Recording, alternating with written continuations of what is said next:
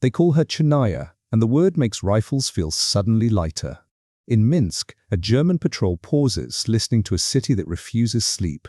A lantern swings and faces flash bright, then vanish back into shadow. Mariya Osipova walks forward, carrying bread, papers, and practiced boredom. The sergeant searches her eyes for panic, then finds only tired impatience. He waves her through, and his men whisper Chernaya like a superstition. Osipova turns the corner, and the street noise dies behind her boots. A truck idles nearby, and its engine sounds like a threat breathing.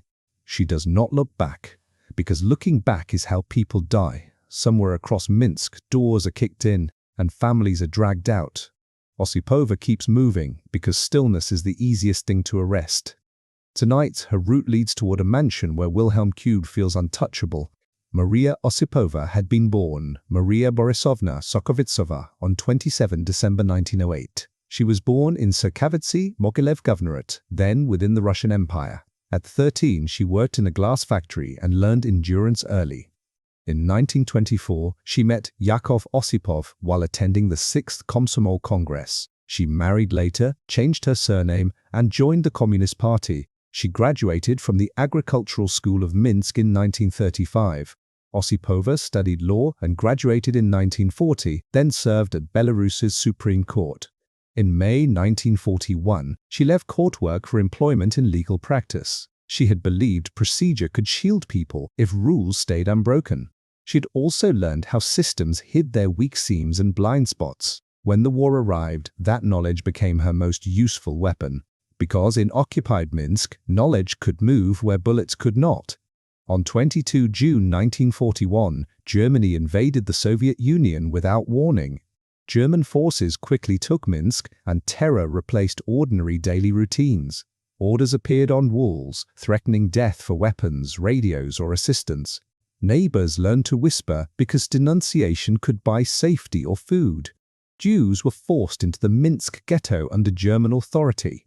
Soviet prisoners of war were held under brutal conditions, guarded and starved. Raids came at night, and shootings came in daylight as warnings.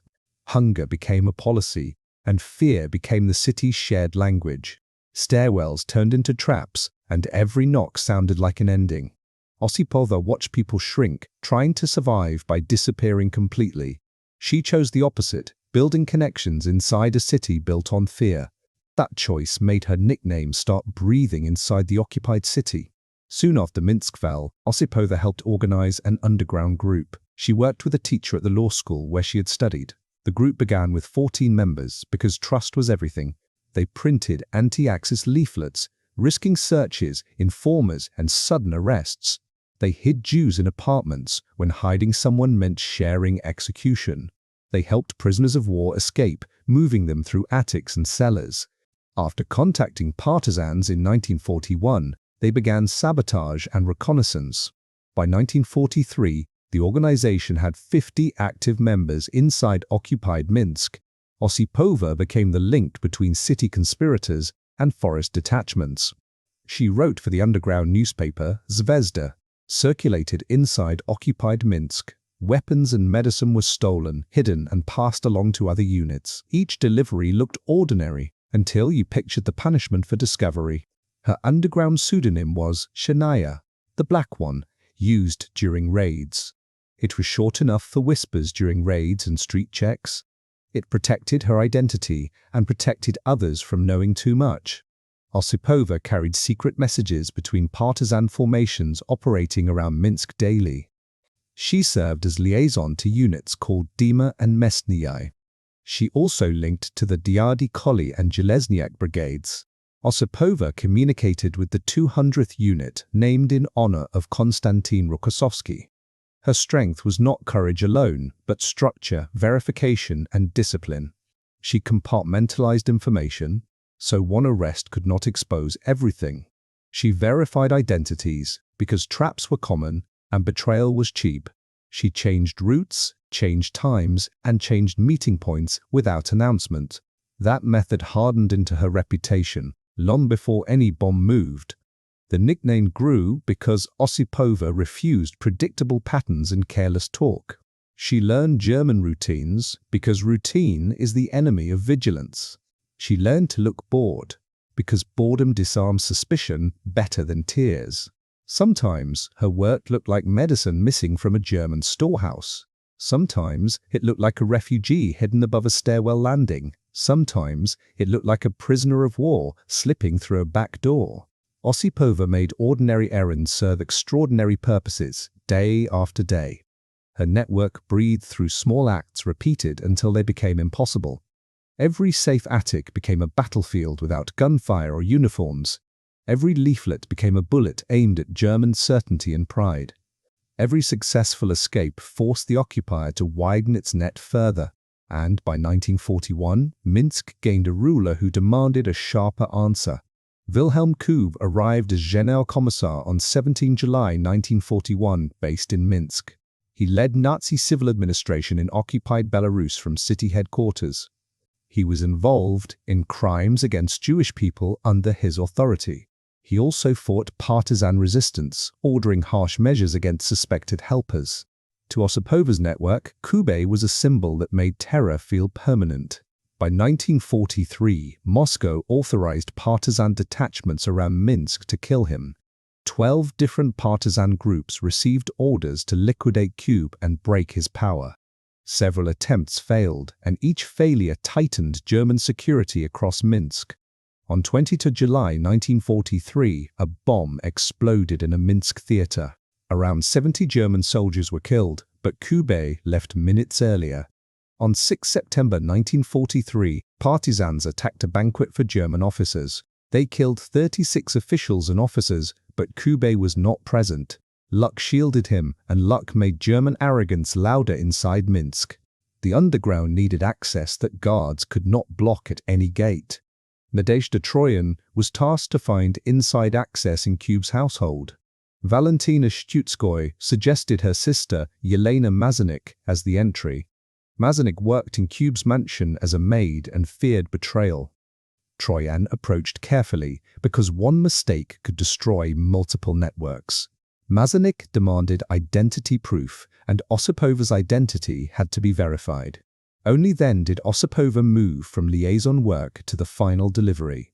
Osipova obtained a small magnetic mine from a partisan unit. Poisoning Kube with arsenic was discussed, then rejected because children lived there. So the plan became mechanical, precise, and brutally simple for everyone involved. Mazanik would place the mine under Kube's bed, hidden from every guard. Osipova ensured Mazanik also carried a poison capsule for emergencies. Before the strike, evacuation plans were made for Mazanik's relatives. Osipova and Troyan prepared to leave Minsk for partisan forest areas. They knew retaliation would be inevitable and escape had to be immediate. Osipova treated the mission like procedure, where every detail either held. When the plan finally moved, it moved in daylight, not darkness. Now the hunt tightens and the streets feel wired for betrayal. German patrols stop women at corners, lifting baskets and probing for weight.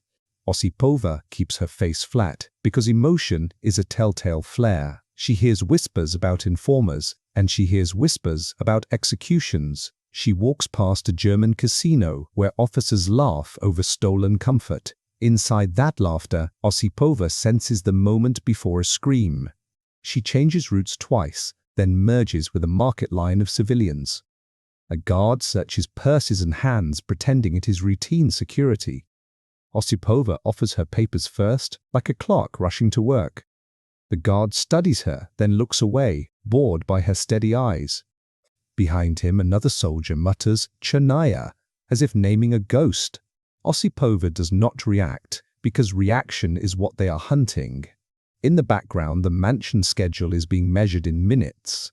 Osipova knows the plan depends on emptiness inside Kube's household. She cannot enter the mansion, and she must not be seen nearby. Her job is to vanish before the blast proves the plan existed. So she leaves Minsk, moving toward partisan-controlled forests beyond checkpoints. As she goes, she imagines the city's punishment and keeps walking anyway. It is 21 September 1943, and curfew makes Minsk feel hollow. Mazanik carefully sets the mine's timing with Valentina Shutskoy's assistance. At 6:03 a.m., Mazanik wraps the device in a handkerchief. She places it in her purse and walks toward Kube's guarded mansion. Guards recognize her face and still try to lift the handkerchief. Mazanik stops them, saying it is a gift for Anita Kube. Routine defeats suspicion because familiarity feels like proof of innocence. Inside, Mazanik hides the mine under her dress, tight against her skin. At 10:30 a.m., Kube leaves for work, and the house thins.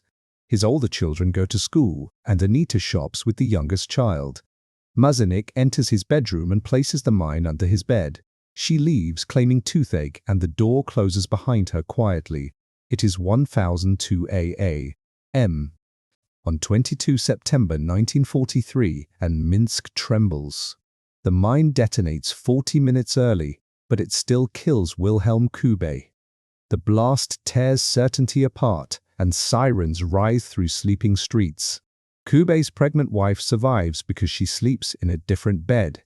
German authority cracks because someone touched the center and escaped. Searches begin immediately because humiliation always demands revenge and bodies. Mazanik is evacuated, disappearing beyond checkpoints and interrogation rooms tonight. Osipova is already beyond Minsk, moving with partisan networks in forests. Troyan moves with her unit, knowing the hunt will spread outward. The mission succeeds, yet the occupier answers with collective punishment. In retaliation, the SS killed more than 1,000 male citizens of Minsk. Men were forced to dig their own mass grave before being shot. The city paid for Kube's death with lives that never chose politics. Osipova carries that knowledge like a wound that never closes. Confusion spreads because 12 groups had been tasked to kill Kube. Some leaders claim credit, and false stories try to seize the narrative. A claim that Lev Liberman planted the mine did not withstand scrutiny. The main conspirators remain Mazanik, Osipova, and Troyan, without dispute. On the night of 12 October 1943, the conspirators are flown to Moscow. They face interrogation at the Lubyanka by senior Soviet security officials. On 29 October 1943, all three are named Heroes of the Soviet Union. The medals prove the operation, but they cannot fill Minsk's mass graves. Osipova does not gain peace, only a longer list of responsibilities. Because survival now requires protecting the story from distortion and rumor. Why did the Germans never catch Mariya Osipova in occupied Minsk? She behaved like a worker with errands, and that made her nearly invisible. She kept separate circles, so arrests could not unravel the whole network. She used routine as camouflage, because the banal defeats suspicion. She verified identities, because trust without proof is a fatal luxury. She left Minsk when necessary, because escape was part of mission design. The Germans hunted masterminds, but Osipova functioned like a moving system. Chernaya was not a face. Chernaya was method, repeated until unstoppable. That method survived raids, informers, and the sudden disappearances of friends. It also survived the moral weights of retaliation she could not prevent. Osipova's life proves courage can look like boredom and careful procedure. The Germans never captured the courier who moved their ruler toward his grave. Minsk still remembers why they once whispered Chernaya even after decades passed.